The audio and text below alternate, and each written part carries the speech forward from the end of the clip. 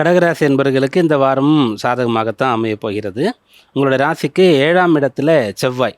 அந்த செவ்வாய் தான் உங்கள் ராசிக்கு வந்து மிகச்சிறந்த யோக பாக்கிய பலன்களை தரக்கூடியவர். ஒரு திரிகோணத்திற்கும் ஒரு கேந்திரத்துக்கும் அதிபதியாக வருவார். அவர் ஆட்சி பலம் பெறும்போது உங்களுடைய ராசிக்கு வந்து கேந்திர ஸ்தானத்தில் இருப்பார்.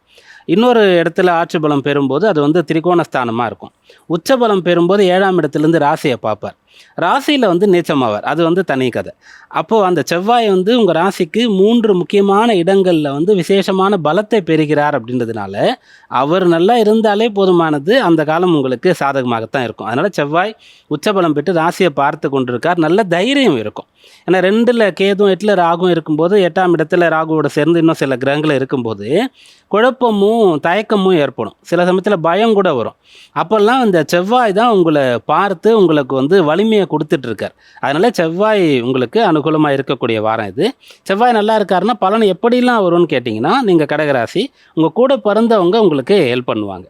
உங்கள் அக்கம் பக்கத்தில் இருக்கக்கூடியவங்க, பூர்வீகத்தில் சொந்த ஊரில் இருக்கக்கூடியவங்க, இரத்த பந்தத்தில் இருக்கக்கூடியவங்க, இவங்கெல்லாம் உங்களுக்கு ஹெல்ப் பண்ணுவாங்க.